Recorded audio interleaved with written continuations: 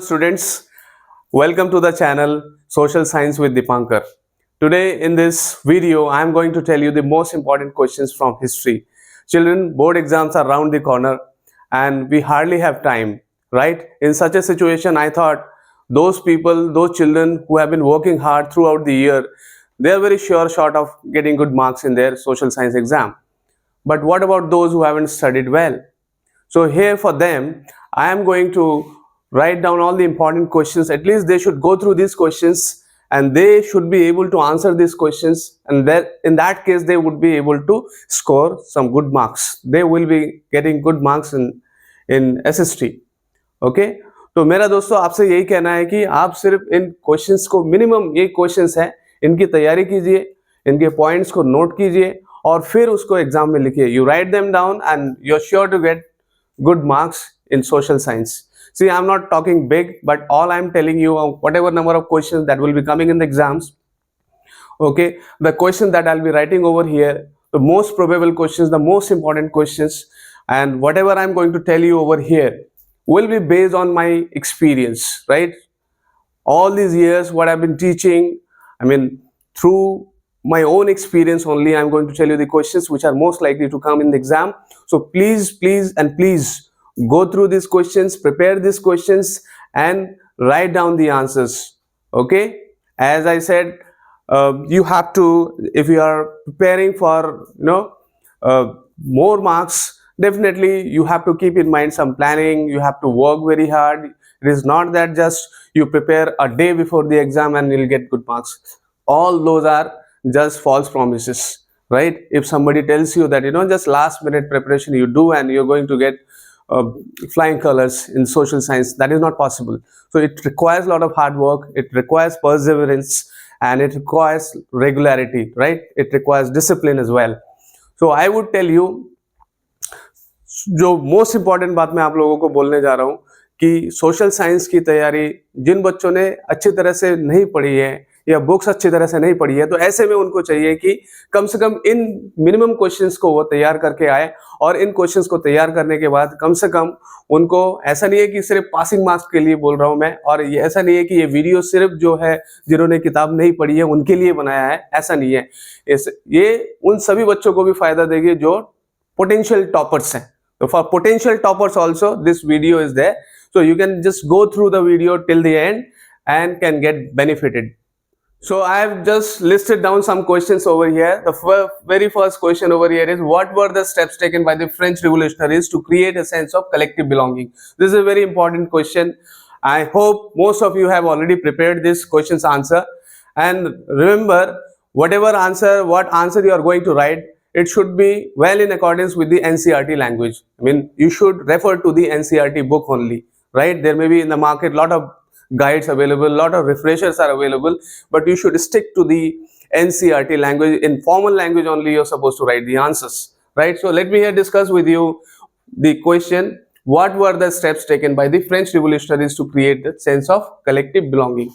See, there were many measures taken by the French revolutionaries to create a sense of collective belonging, like the idea of fatherland and citizen, right? This emphasized the notion of a united community with equal rights under one constitution. Okay, plus we know that the language, French language, which was spoken throughout Paris, it became the common language. The formal royal standard was replaced by a tricolor. Okay, internal customs and duties were removed, and we also know that how the martyrs were commemorated and new hymns were created, new songs were created to create a sense of collective belonging among people. So you just need to refer to the NCERT book, and from there you get the answer for this question. And this is also an NCERT question, and this is the most important question from your history. From your history book, this is one of the most important questions, right? So you should at least prepare this question's answer very well. Next most important question over here is, what changes did Napoleon introduce to make administrative system more efficient? How were the people's reactions to it? So children, remember, this is yet another important question from your history book. So you have to make sure yourself that you are well prepared to answer this question. Let us understand this question here. See, Napoleon Bonaparte did destroy democracy, no doubt about it, but he brought about many revolutionary changes in the field of administration, right? Like internal customs duties were removed, a common currency was introduced, plus uniform system of weights and measures was introduced, and peasants were free, they were freed from manorial dues. Many more transportation and communication systems all were improved. Means the administrative system was made more rational and more efficient. So you will find, I mean, whatever answer you are going to do, you have to relate it to the NCERT. I'm just telling you the main points over here. So kindly go through this question, understand this question's answer. This is also one of the most likely questions in the board exams. Okay, and let me tell you one more thing. As I said before, also in the market there are lot many guides, lot many books, right? Lot many refreshers are there. But whichever book you are learning from, reading from, you got to correlate it with NCERT. Okay, you have to stick to NCERT, your book NCERT, and from there only you have to prepare. The question that I'm telling you, these are the most important questions. Again and again I'm telling you, here I'll be discussing these questions. Plus I've added in this question, initially how was the people's reaction to the reforms that were introduced by Napoleon, and in all those regions where Napoleon had conquered. So the people had welcomed, and people even welcomed, since his measures were very good. It was making the administrative system more efficient. So he was called the harbinger of liberty initially, right? In the cities like Warsaw and Milan, these cities were there. Plus later on, it was realized by people that increased taxation, forced conscription, these were the reasons because of which slowly the enthusiasm among people to support the Napoleonic Code. This was also called the Napoleonic Code. Napoleonic, the Napoleonic Code of 1804, right? So people initially welcomed it. Later on, they realized, because any dictator, whether it is Napoleon Bonaparte or anyone else, they may be more interested in giving more economic freedom, more trade facilitation and all that, but they would be least interested for political freedom. That you have to remember, right? So the initial enthusiasm was slowly dying out, right? And people became very upset. People became very unhappy later on, because there was more and more presence or more and more intrusion of Napoleonic armies everywhere, wherever the Napoleon army had conquered, right? Children, the next most important question over here that I've written: briefly examine the process of German unification, right? So this is also a very, very important question. You have to prepare the answer for this question, and please correlate it with the whatever you're learning. You should find the answer from your book only. Let me here discuss the question here. The question is talking about, briefly examine the process of German unification. See, after the failure of nationalist movement there, the revolutionary movement over there, see, the responsibility of unifying Germany was, taken by the Prussian army. The chief minister Otto von Bismarck. Otto von Bismarck's role is very important. He, with the support of the Prussian army, led the war, 3 wars over 7 years against Denmark, Austria, France, right? Ultimately leading to Prussian victory, right? And as a result of which, what we see later on, it led to the process of German unification. So very important question. So you have to go through all the minute details, right? And please do prepare this question. The question is, how did the middle class people participate in the non-cooperation movement? Why did the movement slow down? So this is on the basis of my experience, I can tell you that this is a very important question. So you should prepare the answer for this question as well. Okay. So how did the middle class people participate? See, they were educated people. They understood Gandhiji's call. Elsewhere we saw that how people had understood the call for Swaraj by Gandhiji. I mean, the people had understood, they had interpreted it in their own way, right? Like we talk about the plantation workers in Assam, we talk about the tribal peasants in Gudem Hills of Andhra Pradesh, right? So different groups of people had different understanding about the call for Swaraj, Swadesh and all that. the Swadeshi movement, though that was earlier launched in Bengal, right? But the terms like nationalism, Swaraj, these were very heavy for the people. These were very difficult for the people to understand. तो लोगों को जो है अपने अपने तरीके से जो है वो उन्होंने गांधी जी के कॉल को अपने अपने तरीके से समझा, राइट? यहाँ पर मिडिल क्लास लोग जो कि एजुकेटेड लोग हैं, उन्होंने जो है बढ़ चढ़कर हिस्सा लिया नॉन कॉपरेशन मूवमेंट में। आप जानते होंगे कि किस तरह से जो स्टूडेंट्स वो स्कूल कॉलेज छोड़ा, teachers how they left their jobs, lawyers they left their court rooms and they joined the movement, and the business class also participated in it, and there was from the business class, as I said, they participated very actively, and as a result of which the import from the Britain also reduced almost to half.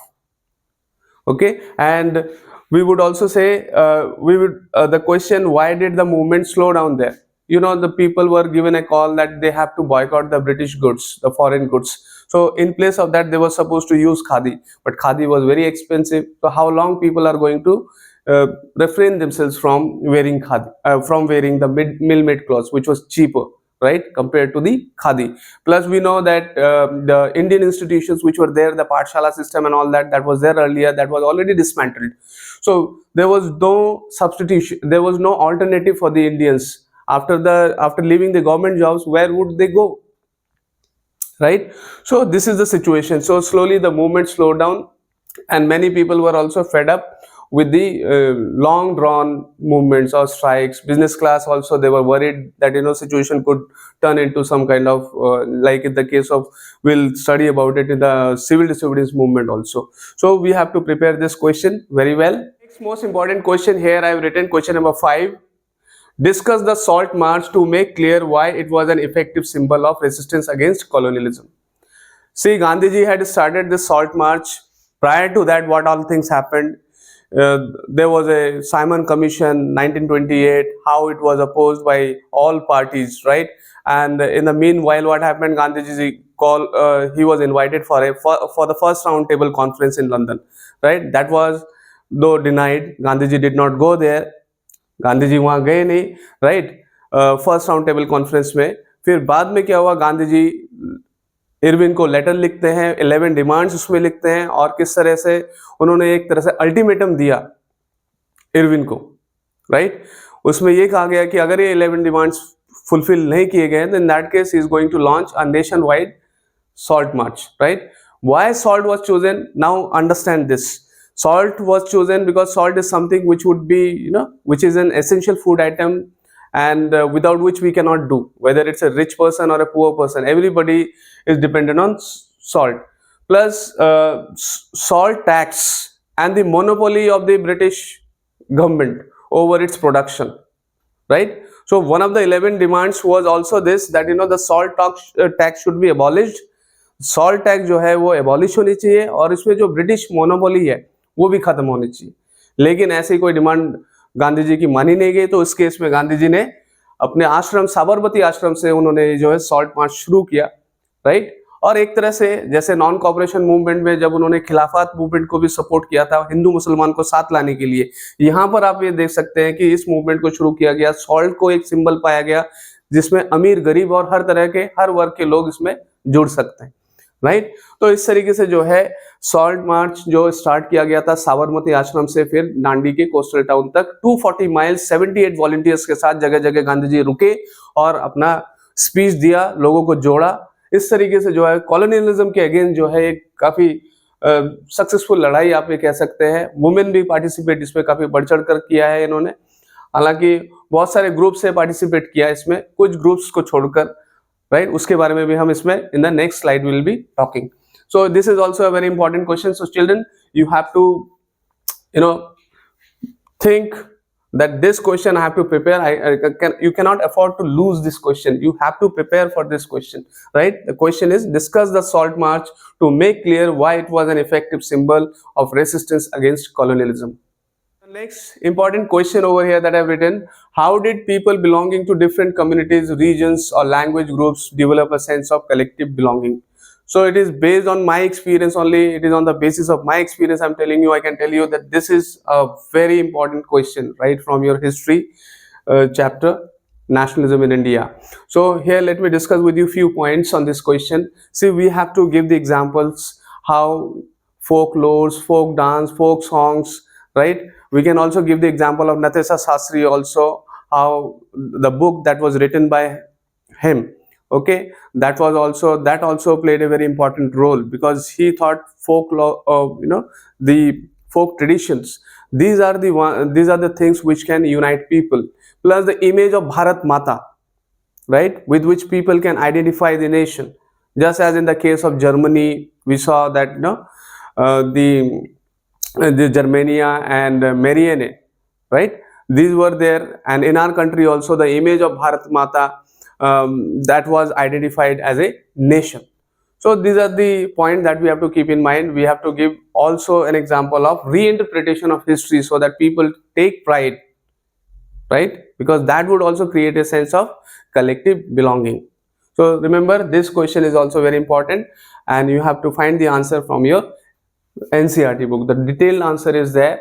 You can find it there only, right? So the question number 7, that is yet another important question here that I've written. Which social groups participation was limited in the civil disobedience movement?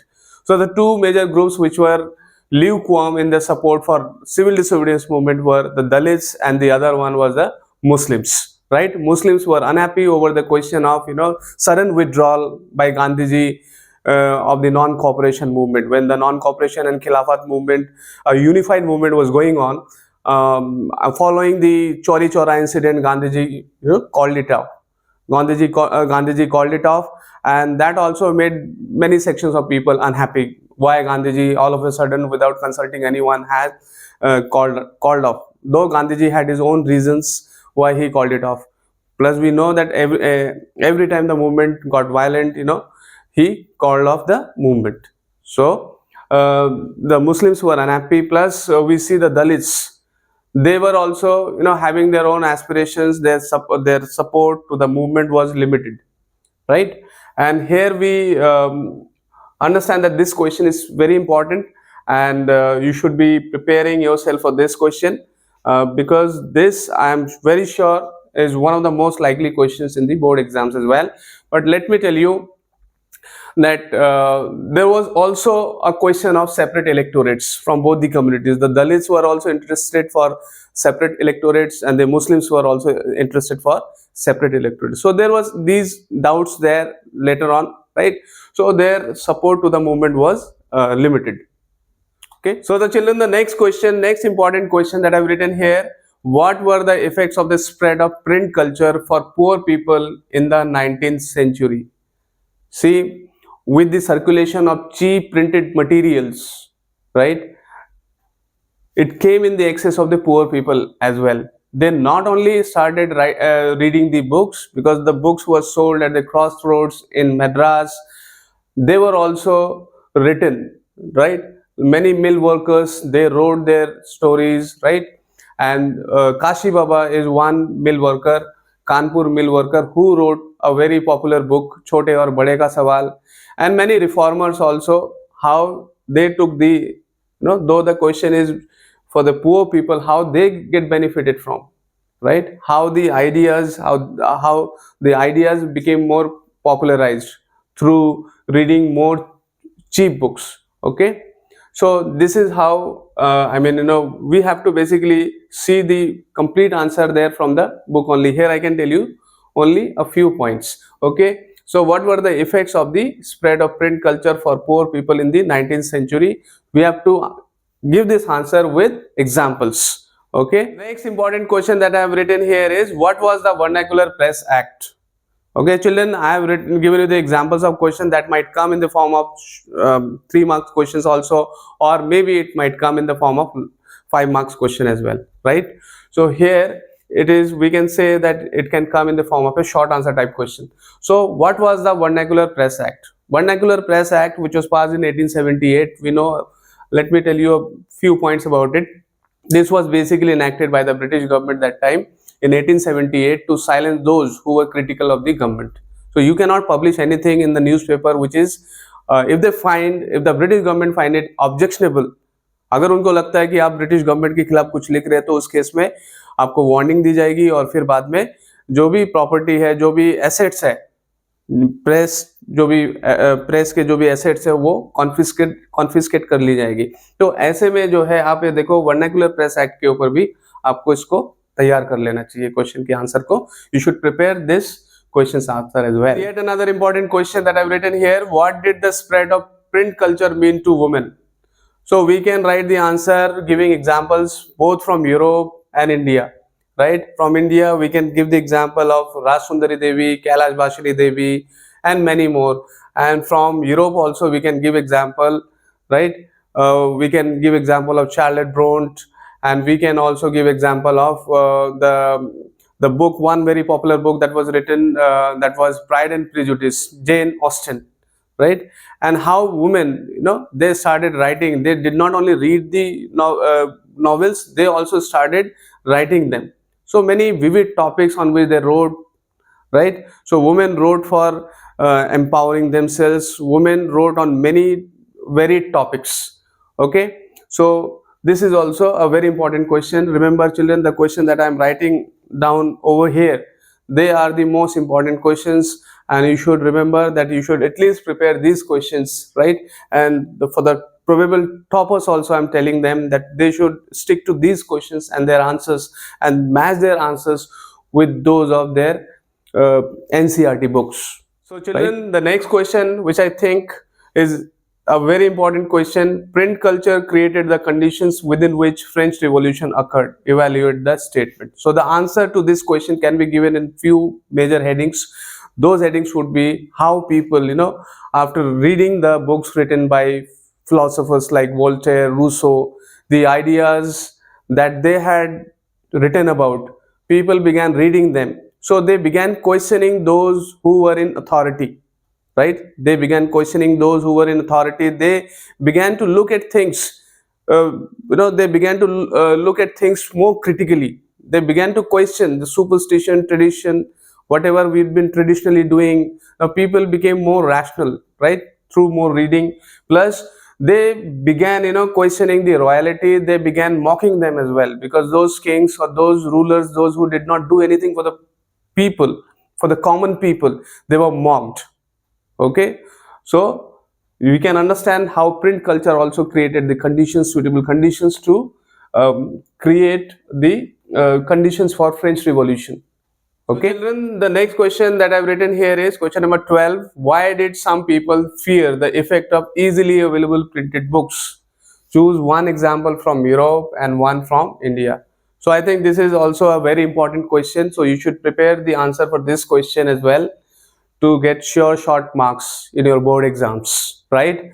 So in this we have to just simply think that there were people, those who were afraid of the printed books. They thought that if people began reading those books, they will begin questioning their authority, right? Plus we know one person whose name is Erasmus, who was actually worried about the too much circulation of printed books, and he said that the value of good books will be otherwise slowly dying out if there is a glut in the market, if there is a overproduction of printed books. Plus especially the conservative people, they were scared. They did not want women to read novels. They did not want common people to read this and get enlightened, right? Otherwise the authority of conservative people will be in question. So you have to just analyze this question, write the answer correlating with the NCERT. Okay, so just prepare this question. This is a very, very important question for your board. So children, this is the last question from your history book, right? That is most likely to come in the board exams. The last question is: why did some people in the 18th century Europe think that print culture would bring enlightenment and end despotism? So this is similar to the previous question, almost similar to the previous question. And here in this question's answer, we can give the example of Sebastian Mercier, who said, the tyrants must be trembled. They must be trembling. They must be afraid of the fact that tomorrow people will be aware, they will be enlightened, and they'll question us. They will question our authority, right? So it is not just that, you become a ruler and you start ruling with impunity, without any responsibility or without any care for the common people.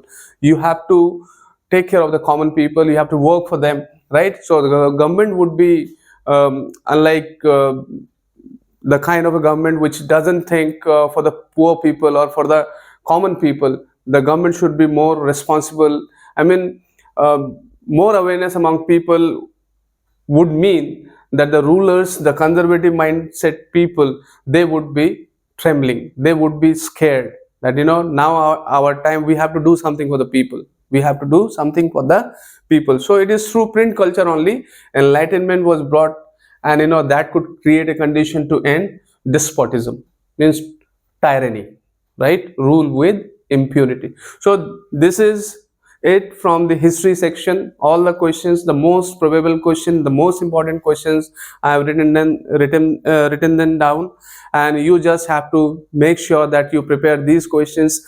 And remember, children, you have to learn from the NCERT, and you know you might take help from any sample paper or previous year question paper.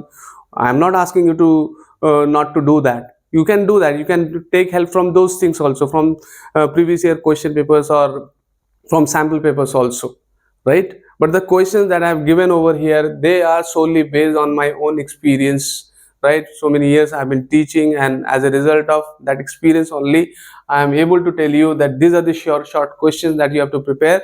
Then only you'll be able to score well in your social science. In my previous videos also, I told you some more things about how to improve your scores, how to do well in social science, what are the things that you're supposed to do. All that thing I have already discussed that. But in this particular period, in this particular video, I'm telling you the specific question, the particular question that you have to prepare, so that you would be able to score better, right? So I'll be coming with more videos like this. I mean, I'll be just giving you most important questions from geography, from political science, and from economics as well in my next videos. So do tune into the channel, do keep a watch on the channel, and please do watch everything that I'm talking here, or do see everything that is being shown here in this channel. So I hope you like this video. You will definitely go through this video, right? And you'll support, you will like, share, and subscribe as well. So my idea is not to just simply tell you few questions and you please start seeing my video, or you start seeing subscribing it. That is not the idea. The main purpose is to help you out in this time when the board exam is around the corner. You just have to see what are the most important questions that I'm telling you. You should at least prepare yourself.